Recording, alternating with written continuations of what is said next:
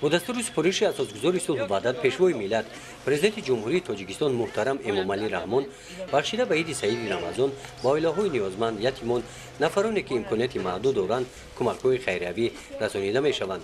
در ناحیه وسیع از روی دستور سرور دولت در عرفه عید سعید رمضان به این طبقه نیازمند کمک‌های خیریوی رسانیده شدند.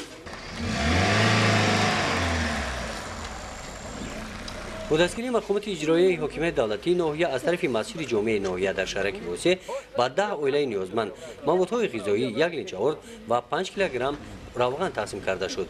این اقدام نیک رو مسجد مرکزی ناحیه وسیع تصمیم گرفت که با 10 نفر عائله کم بزاعت 1 لیتر آرد و 5 لیتر روغن اقدام گرفتن. امروز با چی شاهد شما همه را تقسیم کرده دادیم و یک چیز نگفتن ماند که از طرف امام خطیبای مسجد جامع و سرخطیب ناحیه وسیع 1500 سومانی جمع آورده شد به مکتب اینترنت رقم 4 ناحیه تاجیک‌آباد داده شد و ما این اقدام اینه که اساسگزار صلح و وحدت ملی پیشوای ملت رو سرمشق کار خود گرفته دائما آن شخصانی که عائله کم بزاعت یتیمان کل در نظارت دائمی مسجدهای جامع و مسجدهای 5 وقته و مقامات اجرایی حکومت دولتی ناحیه وسیع می باشد، چون که ما هر یک مسجد جامع و مسجد 5 وقته در دوره خودشان یک یتیم کل سرپرستی میکنند.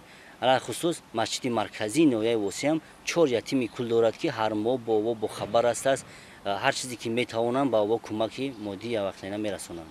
در عرفه عید سعید رمضان در همه جماعت‌های دهات با عائله‌های نیازمند کمک‌های خیریوی رسانیده شدند. مقدار عمومی مبلغ‌های کمک‌های خیریوی رسانیده شده 132,000 سومانی را تشکیل داده است. گزارش خواجه نظری خدای نظر ظهورов از ناحیه وسیع برای برنامه اطلاعاتی نوید.